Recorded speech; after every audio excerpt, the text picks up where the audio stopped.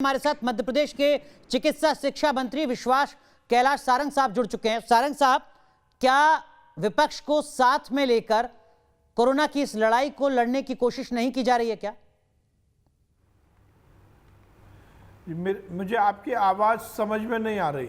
सारंग साहब, अगर आप सुन पा रहे हैं मुझे, तो सवाल ये जो लगातार विपक्ष उठा रहा है वो ये, क्या विपक्ष को साथ लेकर नहीं चल रहे हैं कोरोना की चेन को तोड़ने के लिए? देखिए, इस महामारी में विपक्ष के नेताओं का जिस प्रकार का रवैया है, इससे गैर जिम्मेदाराना और दुर्भाग्यपूर्ण रवैया कुछ नहीं हो सकता। मैं केवल अभी की बात नहीं कर रहा, मैं पहले वेव की बात कर रहा हूँ। उस समय जब इस देश में मोदी जी ने इस संकट से निपटने के लिए सभी को आह्वान किया और देश की जनता की जान बचाने के लिए लॉकडाउन लगाया, तो यही विपक्ष के नेता लॉकडाउन का विरोध करते रहे। जब हमारे कोरोना वॉरियर्स के को उत्साहित करने के लिए माननीय प्रधानमंत्री जी ने अलग अलग कैंपेन चलाए, चाहे वो ताली बजाने का हो, थाली बजाने का हो, तो उसका मजाक उड़ाया। वो मोदी जी का मजाक नहीं था, वो हेल्थ वर्कर्स का और फ्रंटलाइन वॉरियर्स का मजाक उड़ाना था।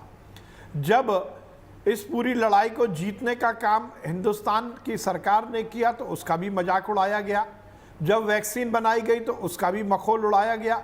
वैक्सीन लगाने के जो प्रोग्राम को मोदी जी ने शुरू किया, उसमें भी टंगड़ी अड़ाने का काम किया। मुझे ये कहते हुए कहीं संकोच नहीं होता कि पहले 2 चरण के वैक्सीनेशन प्रोग्राम में जिस गैर जिम्मेदारी के बयान कांग्रेस और विपक्ष के नेताओं के आए, उसके कारण बहुत सारे लोगों में अफवाह की स्थिति बनी, कंफ्यूजन क्रिएट हुआ। और उसके बाद लगातार जब इस देश में कोरोना का संकट आया, तो एक भी विपक्ष के नेता ने कोई सलाह नहीं दी, केवल और केवल गलती निकाली। लेकिन और सारंग साहब, अभी हमारे साथ साफरा साहब जुड़े हुए थे, हमारे साथ अभिषेक दत्त जी जुड़ चुके हैं, कांग्रेस के प्रवक्ता हैं। वो तो लगातार बता रहे हैं कि देखिए, अगर प्रधानमंत्री मनमोहन सिंह, पूर्व प्रधानमंत्री मनमोहन सिंह पत्र लिखते हैं तो उनका मजाक उड़ाया जाता है, राहुल गांधी अगर कोई सुझाव देते हैं तो उनका मजाक उड़ाया जाता है। वो तो कांग्रेस के नेता लगातार ये कह रहे हैं कि साहब, हम तो पिछले 1.5 साल से एक के बाद एक सुझाव दिए जा रहे हैं, हमारी बात सुने कौन? क्या राहुल गांधी ने क्या सुझाव दिए? आप बताइए, राहुल गांधी ने क्या सुझाव दिया? आप डॉक्यूमेंट्री है कि ये डॉक्यूमेंट्री प्रूफ है कि इस राहुल गांधी ने कहा था कि आप गलत ढंग से काम कर रहे हैं, और पूरी दुनिया ने माना था कि मोदी जी ने बहुत अच्छे से इसको डील किया है। वैक्सीन की जब बात आई तो ये मजाक उड़ाया गया कि ये वैक्सीन गलत है। कांग्रेस के नेताओं ने कहा कि ये भाजपा की वैक्सीन है, मोदी की वैक्सीन है, इसको हम नहीं लगवाएंगे। और आज वही कांग्रेस के नेता कह रहे हैं कि वैक्सीन सबके लिए फ्री कर दी जाए। मोदी जी ने जब वैक्सीन बनाई, मोदी जी के माध्यम से इस देश के माफ कीजिएगा, मैं आपको 1 सेकंड के लिए रोक रहा हूं। अभिषेक दत्त राष्ट्रीय प्रवक्ता हैं कांग्रेस के। अभिषेक दत्त, थोड़ा करेक्ट कीजिए मध्य प्रदेश के मंत्री जी को। क्या राहुल गांधी ने पिछले 1.5 साल में कोई सुझाव नहीं दिया है? डॉक्यूमेंट्स के आधार पर कोई चीज बताइएगा सर। कहना चाहता हूं कि आप पहली जनवरी से, जब से WHO ने हेल्थ इमरजेंसी लगाई, तब से लेके लगातार राहुल गांधी जी ट्वीट्स के माध्यम से, स्टेटमेंट्स के माध्यम से ये आपकी सरकार को, केंद्र सरकार को सचेत करते रहे कि आप एक बहुत बड़ी सुनामी हमारे देश में आने वाली है, जिसका आर्थिक नुकसान भी होगा। अगर आज आपने तैयारी नहीं करी तो आने वाले समय में एक एक व्यक्ति इससे परेशान होगा।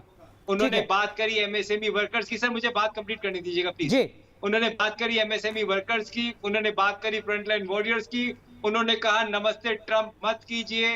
परंतु जब केंद्र सरकार का ध्यान मध्य प्रदेश में सरकार गिराने का था, 23 तारीख को शिवराज सिंह चौहान जी ने ओथ ली, 24 तारीख को जनता कर्फ्यू लगा और उसके बाद लॉकडाउन लगाया गया, और उसका नुकसान आज हमारे देश को हो रहा है। उसके बाद जब प्रधानमंत्री मनमोहन सिंह जी आपको एक चिट्ठी सुझाव, अपने 10 साल का प्राइम मिनिस्टर का एक्सपीरियंस, अपना पूरे एक्सपीरियंस आपसे शेयर करते हैं, वैक्सीन के बारे में बताते हैं, वैक्सीन कंपनियों के बारे में बताते हैं, वैक्सीन किस तरीके से लगाए जाए बताते हैं, उसका आप मजाक उड़ाते हैं। और आज जिस जगह पे देश खड़ा है, आपकी जो मानसिकता है वो चुनाव की मानसिकता है, देश की मानसिकता नहीं है। अभिषेक दत्त, सिर्फ मुझे करेक्ट कराना था मंत्री जी को, इसीलिए मैं आऊंगा आपके पास आगे भी।